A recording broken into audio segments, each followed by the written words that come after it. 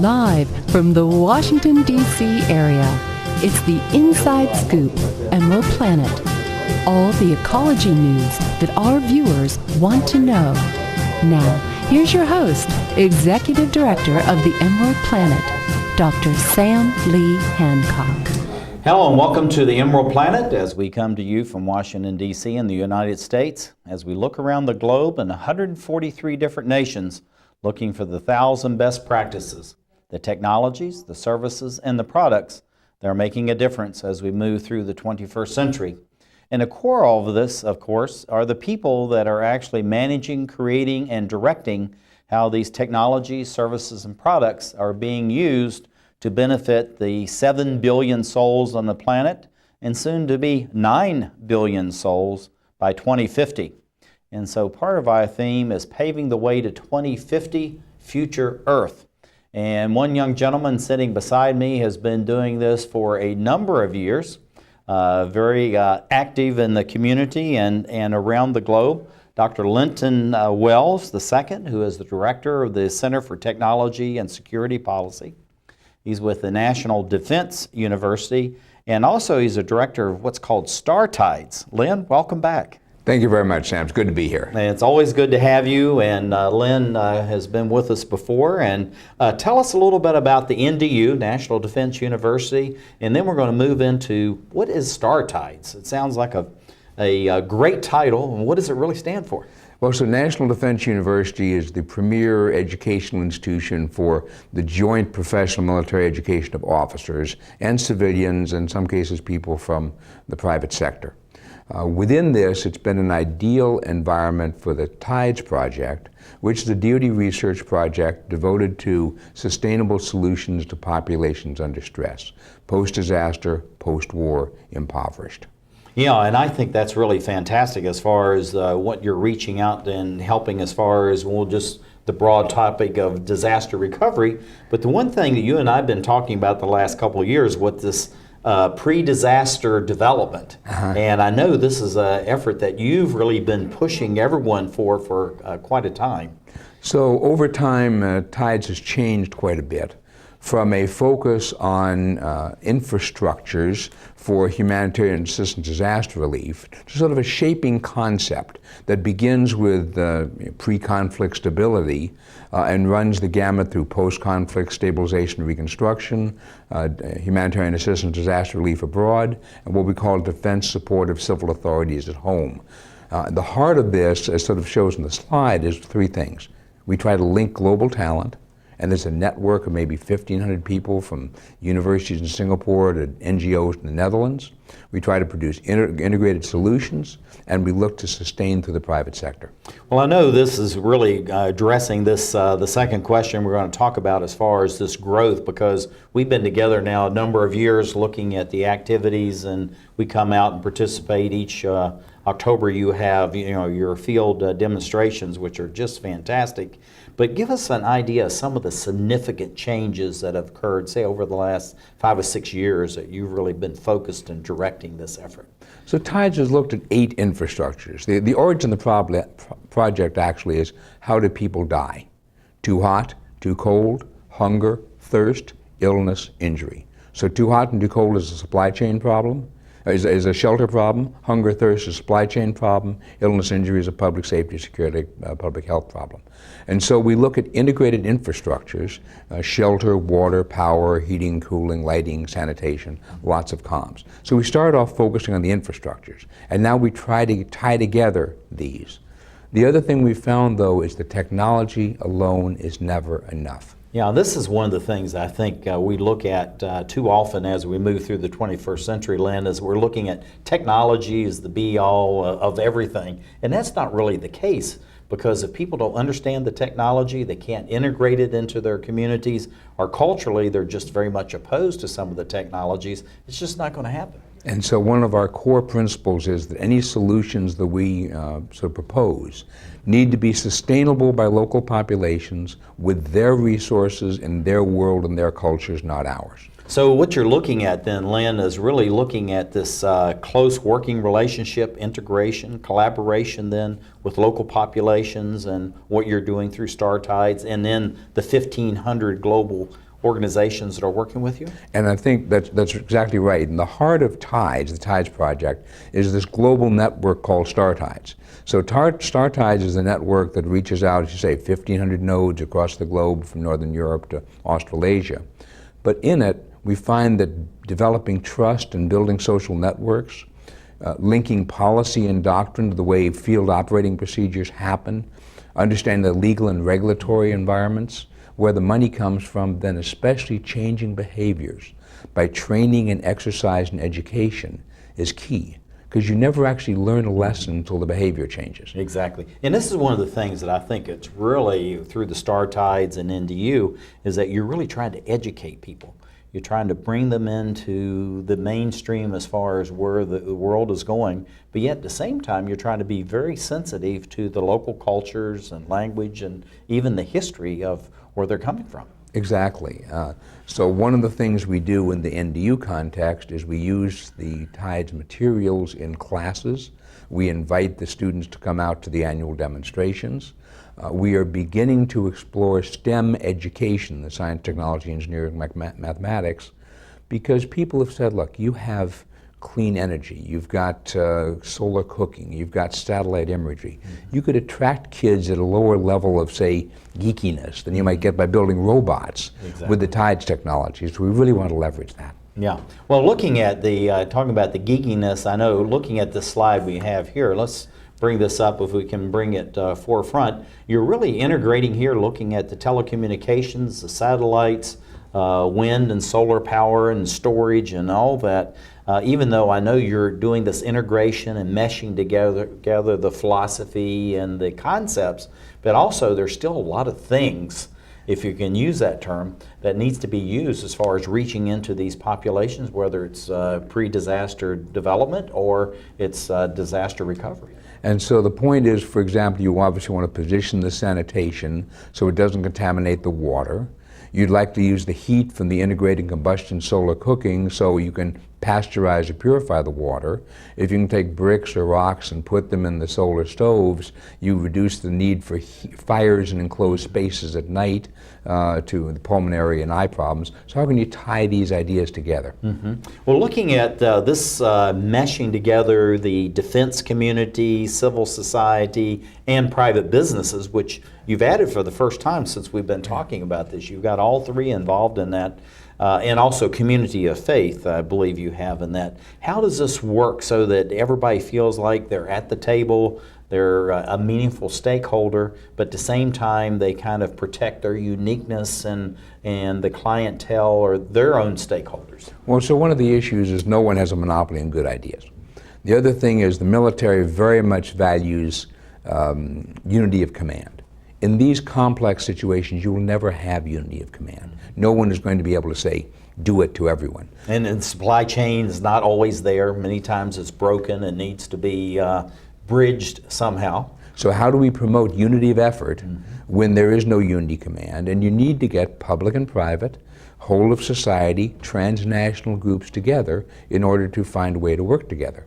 Will they always be comfortable with each other? No. Will they have the procedures worked out ahead of time? No. But if you go into it realizing that it has to be this cross-cutting approach, you get a lot further. Well, looking at what you're talking about now, not all this is going to be in place because it's dynamic, it's organic. We have no idea what the next disaster is going to be. But I know that you're really working and you're trying to look across the horizon in what you're doing as far as having, you know, the procedures, the policies, and all that in place. How are you doing that, incorporating that into the educational mode that you're doing at NDU and through Star Tides itself?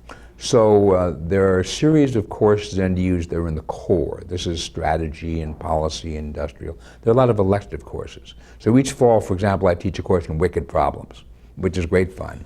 But it allows you to just teach, take all the concepts in Star Tides. And just kind of throw it out there and then scramble it all up and then see how you make sense of it? Well, you need to show people that the world is going to be a lot more complicated than they've been used to dealing with up to now. And that it's going to be an unpredictable, complex future, and how do we make ourselves agile enough and design solutions that are affordable enough in this time of strategic rebalancing and austere fiscal environments to meet these kind of challenges. Well, looking at agility, I mean, this term is being used more and more. It's kind of like sustainability as a lot of these other terms. When you're looking at the concept of agility, how do you define that, and how do you purpose this in with everything that you're doing as far as the education, the policies, and the philosophy? So for me, agility is not just the ability to respond, but also to look ahead and prepare. And so how can you build in resilience, for example, in order that when a disaster comes, you are able to operate trans-disaster and then recover as quickly as possible. Similar thing in combat type situations, or in any sort of situation, development as well. So we try to teach people that this is the unpredictable, complex world in which be living with, and make people less uncomfortable with uncertainty. You're never going to have perfect knowledge. Well, these mission areas, I think you have these so that they mesh together, but yet they're discrete to do these very things that you're talking about. So there are four main mission areas. One is the sort of pre-concept shaping, if you will, and building the capacity of another nation or another group. Another is post-conflict stabilization, reconstruction. A third is the foreign humanitarian assistance, disaster relief, and then domestically they call it defense support of civil authorities. So those are four main areas. And then this train, exercise, and educate, that really goes to the heart of everything I think that you're doing. It is. I've seen so often that we claim we've learned a lesson and we didn't change the way we do business, so you re-observe the lesson next year, and then next year you re-observe the lesson again. So it's time to really fix it, right? And the only way you can do it is by training and exercising and educating. So we try to participate in these kind of national level exercises or local exercises. Whenever possible, we do quarterly experimentation to learn quickly, and then we try to get back in the classroom. Well, looking at this is the last. We have about 30 seconds left, Lynn, so about your bridge. The bridge is a way to reach out to non-traditional people who know what's going on, fold that into your knowledge and situational awareness. The key piece is to turn it into a transaction that makes a difference for people on the ground. Looking at, we have about 15 seconds. Indigenous peoples, how do they fit into this? We have to speak in their terms. It doesn't do any good for us to impose our solutions on them. We have to have something they can adopt and sustain with their resources in their world. Fantastic. Dr. Lynn Wells, thank you for being here. It's always a joy to have you on here, and every time you come in, we learn something. I think this is absolutely fantastic. Thank you for being with us as we look around the globe at the technologies, the processes, and the products, but also the people are making a difference as we look into moving to 2050 as we create the Emerald Planet. She's had more than a dozen fractures. And in the next few years, she faces 2 major surgeries to strengthen her fragile bones. She's only 10 years old. Most people don't worry about fragile bones until late in life. For those with osteogenesis imperfecta, brittle bones are a concern throughout their lifetime. Find out how you can strengthen this child's future. Diabetes is a killer. After I was diagnosed, I didn't feel sick, so I didn't listen to my doctor. Then it struck. I had a heart attack, then a stroke, and I was only 49. Most people with diabetes also have high blood pressure and cholesterol, which can cause severe heart damage. In fact, 2 out of 3 people with diabetes die from heart disease or stroke. Don't let diabetes destroy your life. Call for your free diabetes survival guide. Choose to live.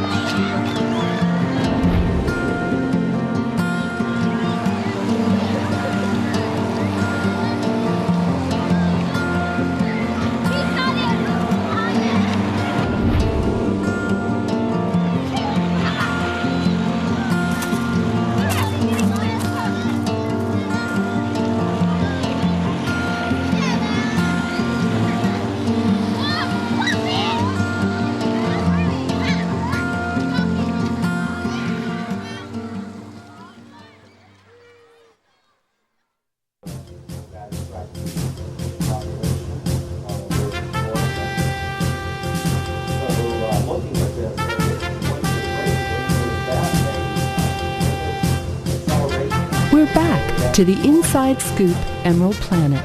Here again, your host, Dr. Sam. Hello, I'm Dr. Sam Hancock, coming to you from Washington, D.C. in the United States as we look around the globe in 143 different nations. We're working with these governments, the embassies, the educational institutions, and many civil society organizations to determine how we can best reach out and identify the best policies, the best practices that they are developing. It's just amazing the number of best practices that are going on around the globe. We just don't know about them. And so one of the outreach and development efforts of the Emerald Planet is to link, L-I-N-K, all these various organizations together. One organization that we've been linking with for a number of years now is led by Lou Allen Dwyer, who is a research analyst with the Center for Technology and National Security Policy, National Defense University, and an organization called StarTides. And Lou Ellen, thank you for being here. Sure, we're happy to be here. And one of the things we were talking about is linking the best practices within all these different organizations. And this is something that you really do on a day-to-day basis, and it's very important to the mission of what you're doing. So looking at what's going on, we know we have the StarTides network. This is something as far as the public-private, the whole of government, and transnational organizations.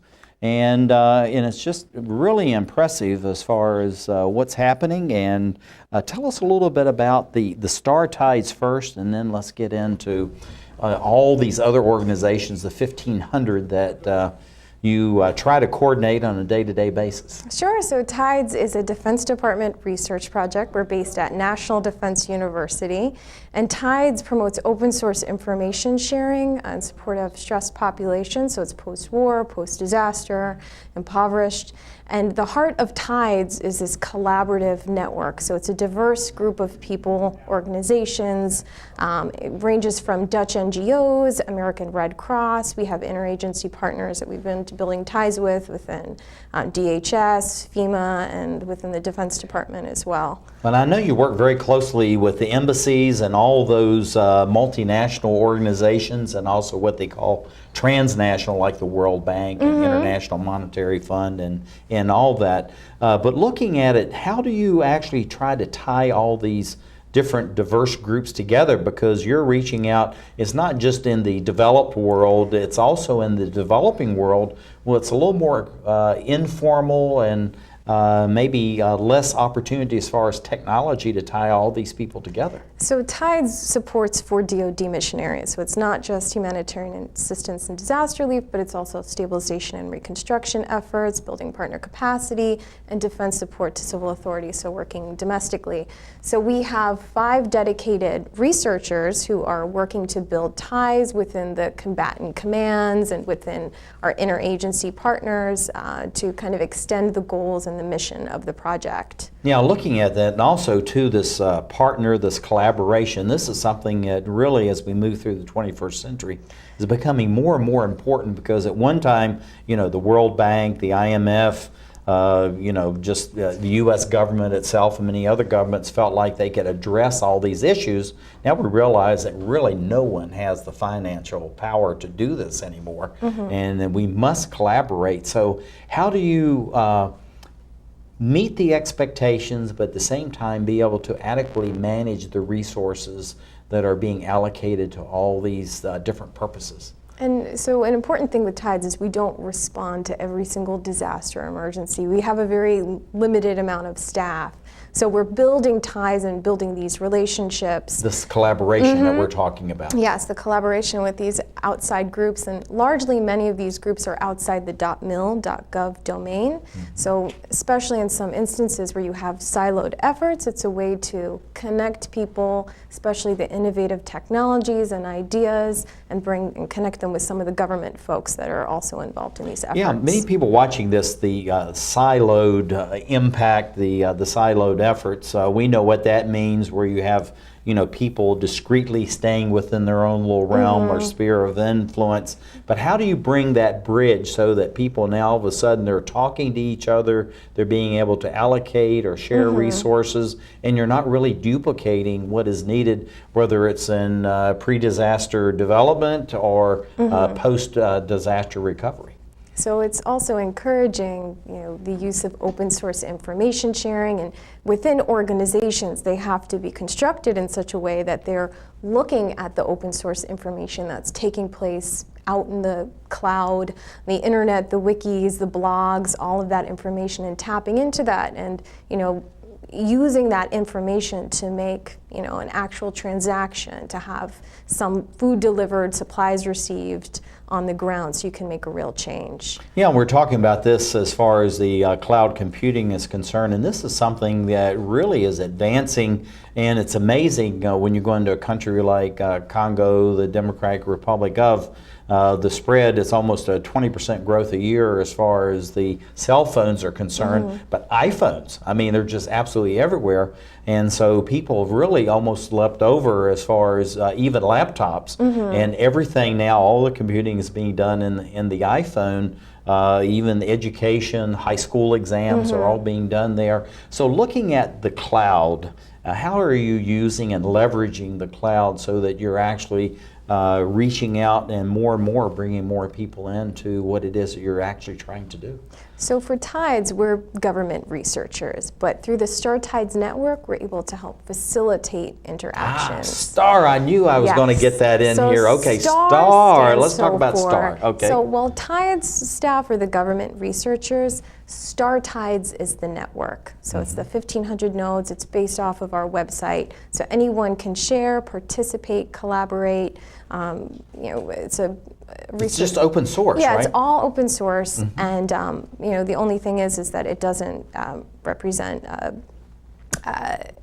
sponsorship or like supporting one technology over another. We're government, so we don't pick and choose. Well, it's totally open, and I think that's Llewellyn. That's the thing that's really nice about this, is it's totally open and it's inviting and it's bringing everyone in. So if you have solar panels as an example, or water filtration systems, instead of having one or two, selecting the winners and losers, you're saying it's open. If there's 50 out there, then then they can make the best match. Exactly, and through our website, so anyone can join startides.net, and they can participate in our forums or post information about resources that can help stress populations. So we have an infrastructure directory that focuses on the 8 infrastructures that TIDES looks at, so water, power, shelter, and so on, and it's a place for people to find these possible solutions. Now, looking at the 1,500 nodes, I know we're using this. This is a very technical term. I understand it really means organizations, correct? Yeah, there's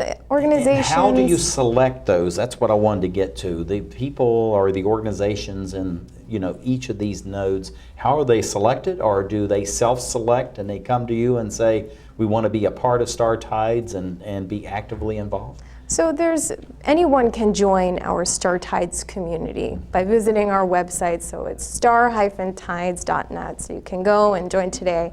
However, the groups that we've worked with we've been involved with them for a long time through education, training, different exercises that we've participated over the years. And a lot of the people who we leverage through our global talent are largely different groups that we've been building these relationships with over the past couple of years. Now, looking at the talent you have, I know you've listed someone like the American Red Cross, and then you have the Dutch organization, but I know you really are global in what your outreach. How do you reach out and then make sure that if you don't have some part of the community represented, how do you go out and try to fill that void? Let's say you need proper financing, or you need a way to bring funding to disaster recovery, say in the continent of Africa. So how do you go about that? So for TIDES, the project started off just looking at the technologies, and through our integrated research, it's not just the technology. If you put a solution in somewhere, it's not going to save the day. You have to think about the other steps. So how do you connect it with the social networks, building trust and understanding the resource requirements. An important thing here is we're not trying to do all of those things, but these are things that you need to think about along the way throughout the processes. So for our Tides staff, we have 4 folks who are focused on regional areas. So we have someone dedicated to working within the Africa region, and then someone working domestically, building partnerships with Northern Command, and then also through DHS and FEMA, as well as European Command. So our motto has been save the willing first, so working with groups that have been interested in working with Tides, considering that we do have just minimal staff to support everything. Well, I know that you've been very active in reaching out, and the director of this, Dr. Lynn Wells, who I've gotten to know over a number of years, is just, it couldn't be anybody that's more willing to bring people in. He just outreaches and networks. I mean, he never stops. I mean, he's like the Energizer bunny. So looking at this networking, how would you encourage people to start getting in touch with you so that you can go to 1,600, 2,000 of these nodes, these organizations? So what's kind of the step-by-step to make it very easy for them?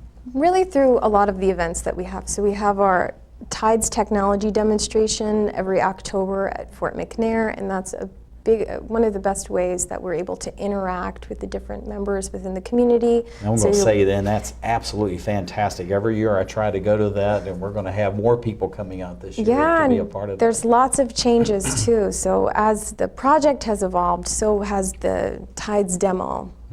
So this will be our 6th year, and in the beginning it was just our standard technology display. Everything was off the grid, but this year we added many different features. We have an exhibitor showcase, we have a speaker series, as well as informal working groups. And also too, you have a number of courses, both formal and informal, that people can get involved in. And we only have about 30 seconds left. About Star Tides and what you're doing, what would you like for the viewers here and abroad to remember?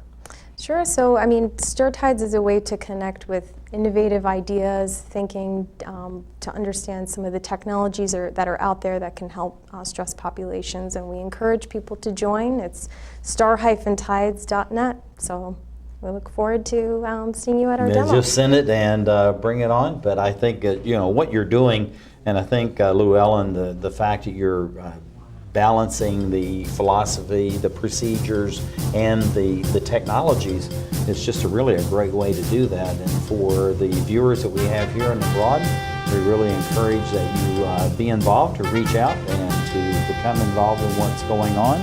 And we really thank you for being with us as we look around the globe for those technologies, the processes, the products, as we create the Emerald Planet.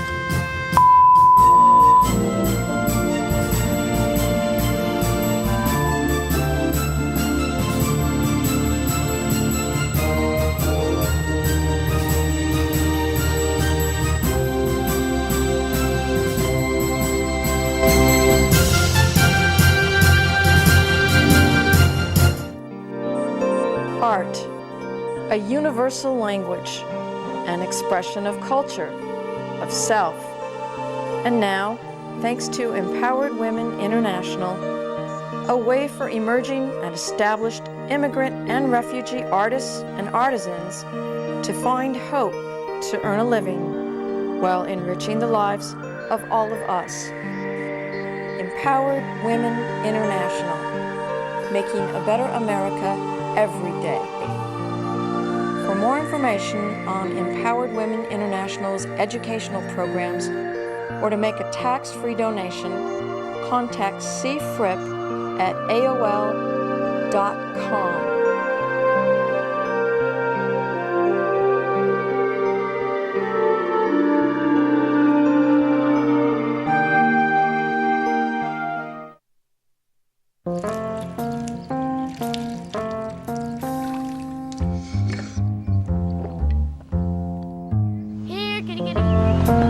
Kitty, kitty, kitty. Here, kitty, kitty. You'd think it would be easy to tell which kids have trouble with their eyesight. But that's not always the case. Even though 1 in 4 children may have a vision problem, eye doctors tell us the symptoms aren't always so obvious. We do know that 80% of all childhood learning is visual. And without good vision, kids can have trouble learning to read and may fall behind in school. For clues on how to spot the real-life signs of childhood vision problems and what parents can do, visit checkyearly.com. A public service message from the Vision Council of America and Reading is Fundamental.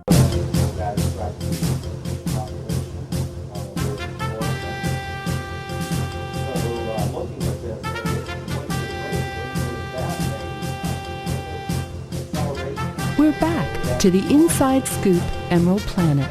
Here again, your host, Dr. Sam.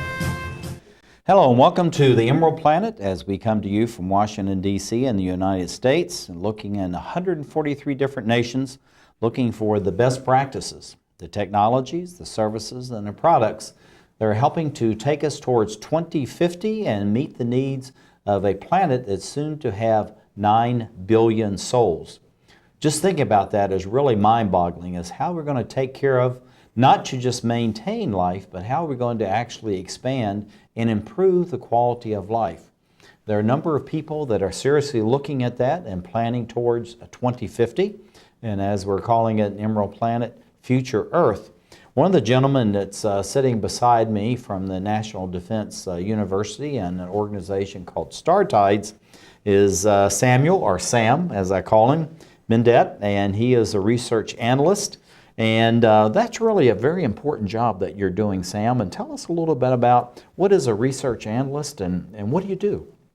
A lot of our work concentrates on finding materials, resources, information, analysis, and general research on matters related to humanitarian assistance, disaster relief, and emergency response.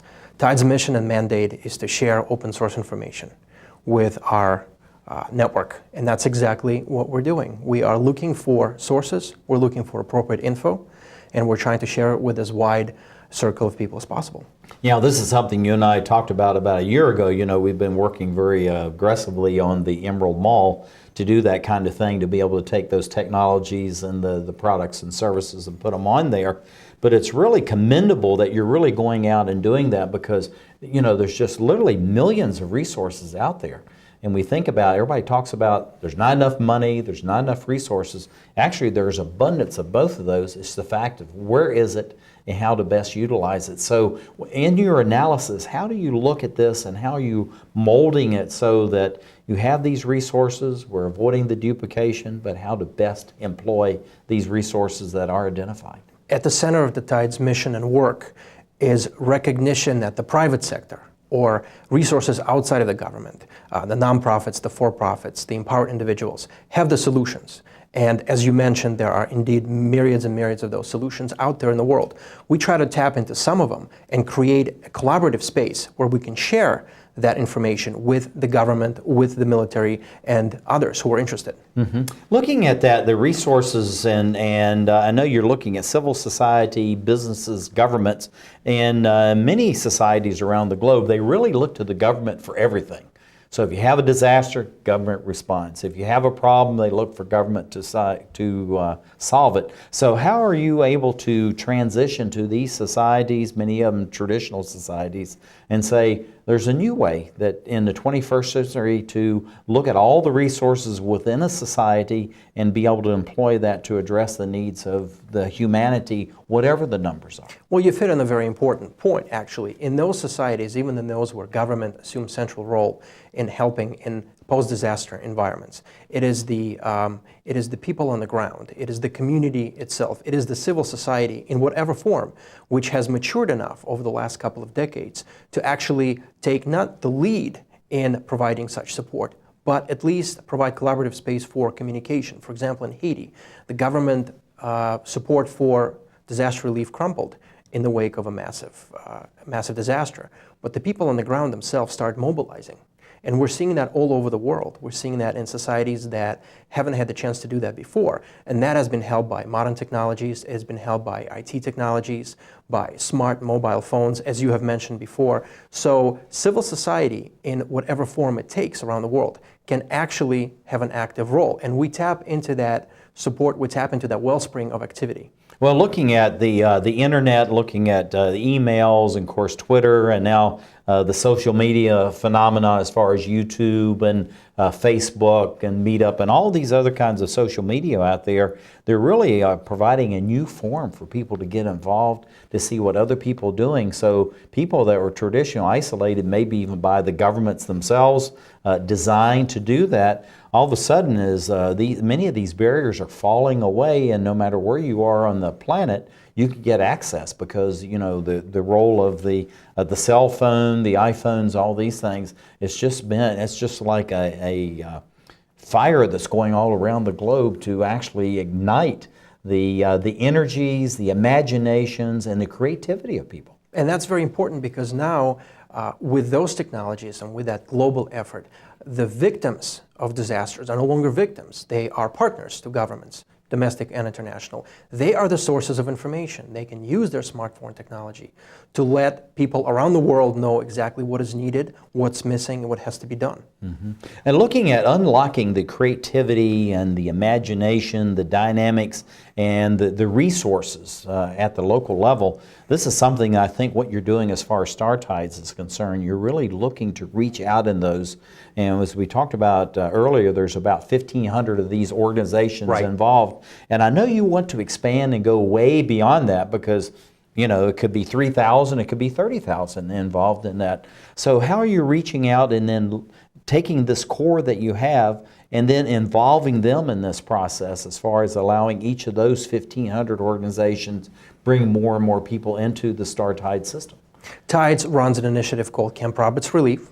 Relief stands for Research and Experimentation for Local and International Emergency and First Responders, with our partners at the Naval Postgraduate School and Department of Defense. That collaborative space is a series of field experiments at the Camp Roberts National Guard Base in California. It's 62 square miles of California desert.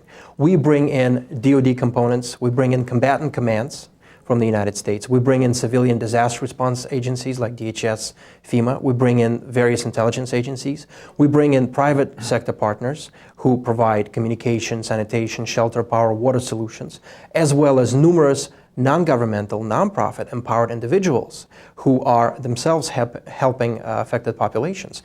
And so we bring them 4 times a year to California for a set of field experiments outside in a space where they can not just test technologies and equipment, but discuss policy. And this has been going on since 2009.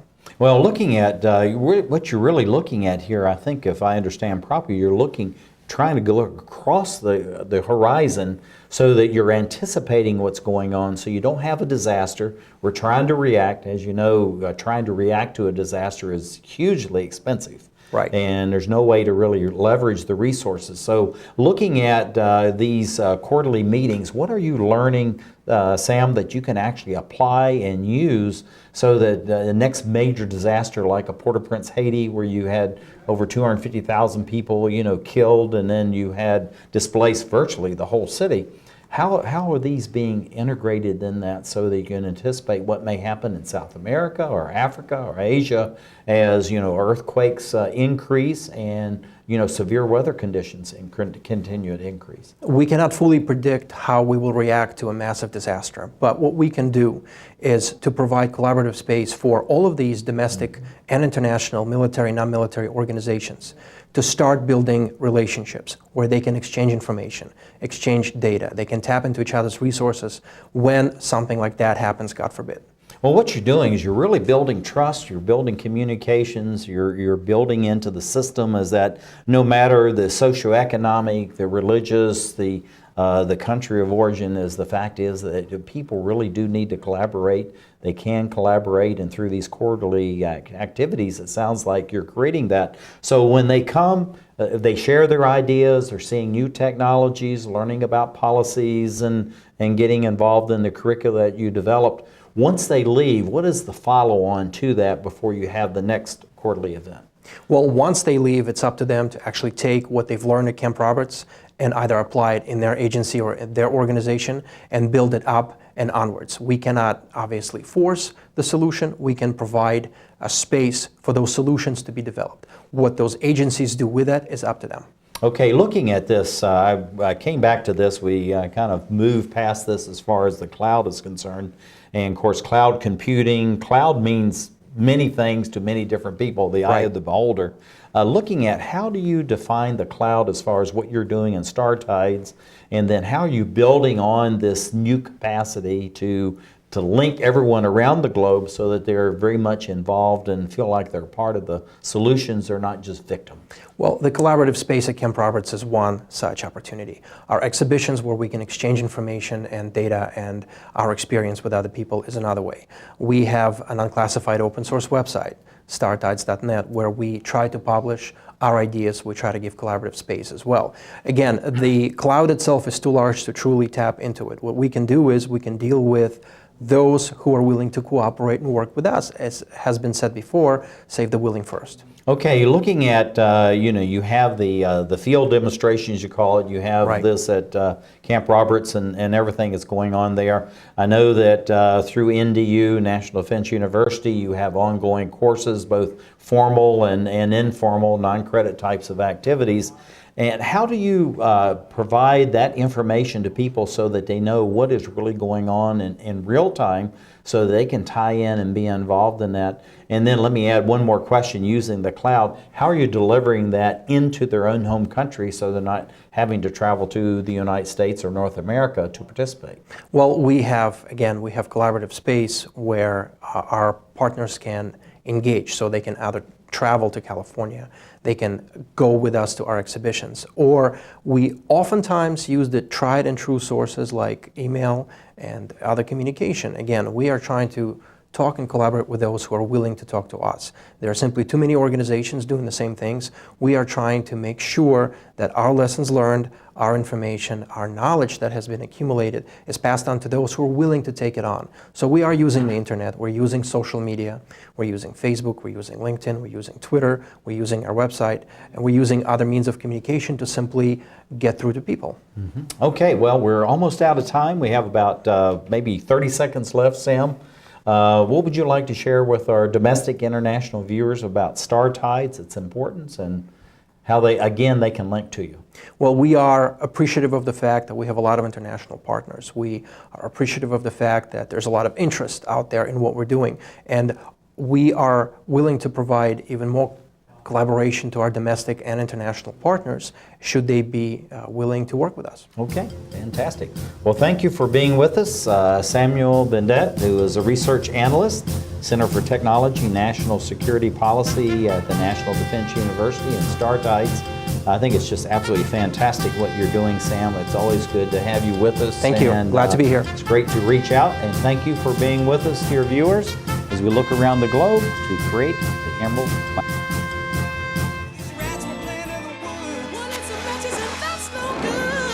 Listen to smoke before you give it a try. Only you. Don't play with matches. Don't play with fire. Cause there's nothing very funny about rigged out money. Nothing very nice on a homeless mind. So if a gorgeous force is what you desire, don't play with matches. Don't play with fire. Only you can prevent wildfires. Fire. Why don't you just wash your car at home? When I wash my car, everything runs down the street and down into the storm drains. With all the chemicals in the soaps and waxes, the last thing I want to do is poison my own drinking water. At least here, it's all contained and recycled on site. That's why I also take my car in for oil changes instead of doing it myself. I might take a chance on spilling stuff.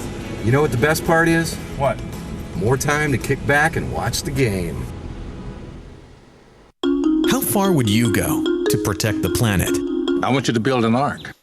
Here we go. Okay, that's good. Oh, okay. Ow! Maybe there's another way. People, the flood is imminent! Is it too much to ask for a little precipitation? Go to fightglobalwarming.com to find out what you and your community can do to reduce global warming pollution.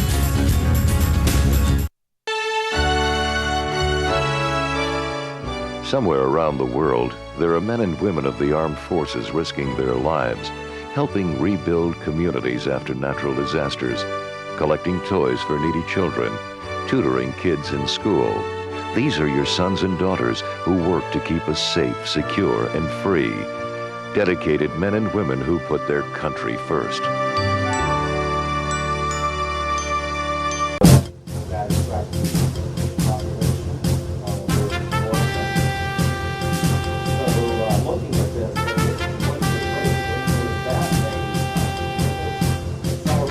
We're back to the Inside Scoop Emerald Planet. Here again, your host, Dr. Sam. Hello and welcome to the Emerald Planet as we come to you from Washington, D.C., looking around the globe in 143 different nations, looking for the technologies, the services, and the products that are making a difference. We have three people that are here with us from National Defense University and a program called Star Tides. We have the director and I guess the leader, inventor of this whole program. I'm going to let him define what Star Tides is all about. But as you know, we have this series called Paving the Way to 2050, Future Earth. And the only way we're going to get to Future Earth and take care of the 9 billion souls that we're going to have on the planet is to start working towards that and to be involved now. And so Dr. Lynn Wells, who's sitting right beside me, has been looking across the horizon for a long time now. He has two of his very able policy and research analysts, Llewellyn Dwyer, who is here, and Samuel Bendet, and we're glad to have all three of you with us. Good to be here. And Lynn, I'm going to let you start off with this very complicated thing. I know tides is the emphasis. You have Star Tides, so tell us a little bit about that, how it ties in the university, and then we're going to talk about how you actually really are looking across the horizon towards 2050. So TIDES is a research project at the National Defense University in Washington, and our goal is to provide sustainable solutions to populations under stress, post-disaster, post-war impoverished. But TIDES also has a network, a global network called the Star Tides Network, which can reach out to maybe over 1,500 nodes around the world. We don't promote one company or another, one technology or another. We just share information, and that's the way we can reach a whole batch of people. Well, Llewellyn, I know you're very much involved as far as the field demonstrations. I've been to several of those, and it's just really been fascinating how you bring in so many different organizations, both private companies and NGOs are involved. One of the things I was very impressed with, you had this very sophisticated water filtration system that can almost take care of a whole city, and right beside it you had solar cook stoves. And so looking at this mix, how do you determine that mix, and how do you encourage more and more organizations to come in and be involved as far as the field demonstrations are concerned? So most of the people that participate in the demo, we meet at different events or through other members of the network. And the technologies are meant to be low-cost, sustainable solutions across the 4 DoD mission areas that we support.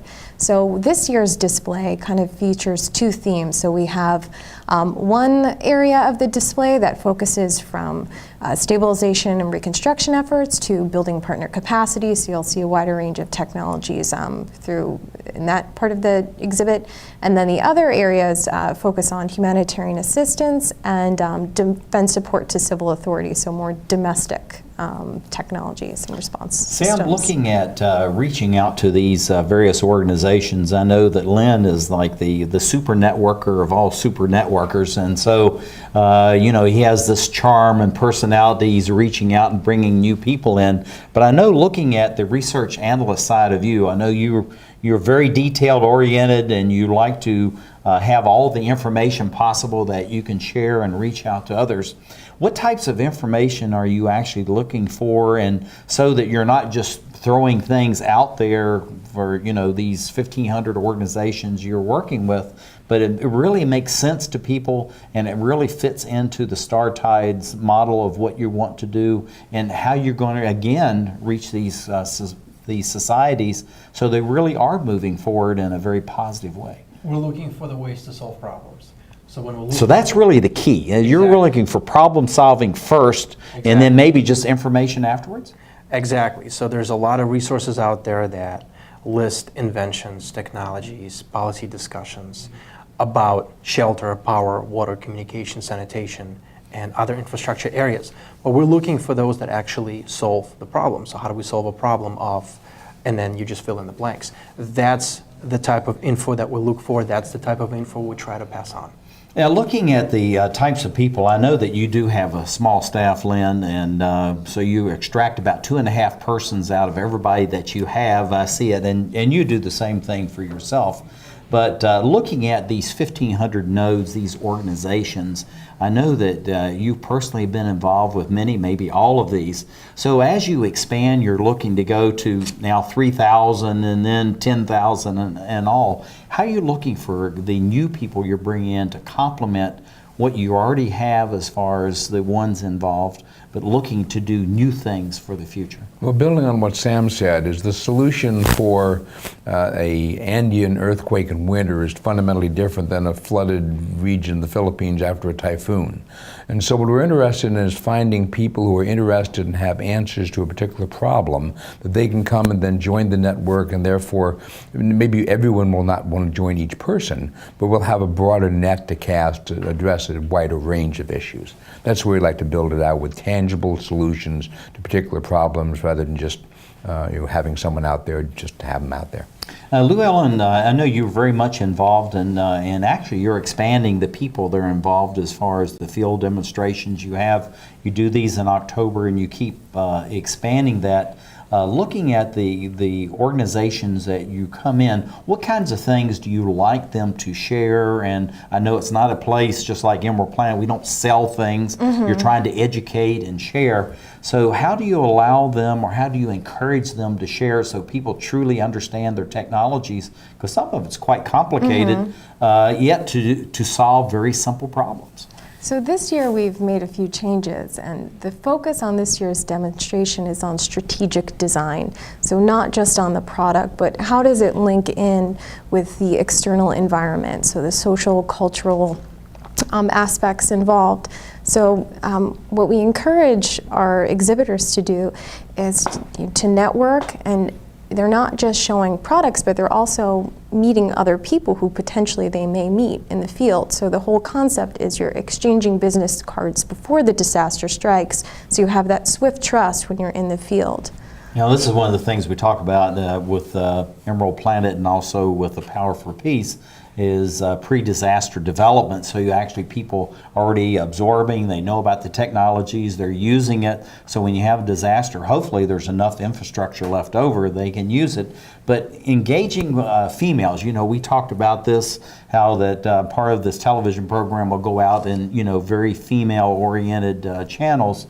How are you encouraging women to be involved in this and to be at the field demonstrations, but also to feel like that they are part of the Star Tides system and they're welcome to come and participate? So one of my colleagues who's not here, Ms. Nelly Mobula, who works on the Tides Research Project, has been working very closely with the African First Ladies and teaching them about some of the low-cost sustainable solutions within our Tides repository, and helping to make connections to the First Ladies with the Africa Command, and helping them to bridge, you know, better relationships with some of the non-governmental organizations. I think that's absolutely fantastic. Samuel, looking at the various organizations, again, you're looking for organizations that are actually going to solve problems. How do you go about determining what those problems may be? Is this based on history, looking at the climate change and how the world is becoming warmer and less moisture in many areas around the globe? How do you go through that decision-making process and then to provide relevant information but not overwhelm people? A lot of organizations would deal with themselves, have a set of solutions that they're trying to solve. So we don't try to posit a problem or a solution set. We are dealing with those organizations that work in the field, such as Department of Homeland Security, FEMA, such as various combatant commands, such as non-governmental groups that are engaged actively in the field. So we're not trying to solve all problems at once. We don't have the capacity or the budgetary means for that, but we are working with people who are themselves boots on the ground. They are the solution providers. They are the ones who actually help people. Well, looking at that, and I'm going to come back to you, Sam, and this whole thing about boots on the ground, and getting people involved. And I think what I hear you're saying is you're trying to get them to be involved almost on a day-to-day basis with their own issues and their own localities, but also you're trying to allow them to bring this information in, best practices learned, to share that with people within your network and others. Exactly. A lot of them are working in the field already, but they may not be aware of other efforts out there. So we try to provide that collaborative space for them to engage each other and exchange that information. Well, Lynn's, of course, he's the director, so he gets the last word, but I'm going to come back to Lou Ellen.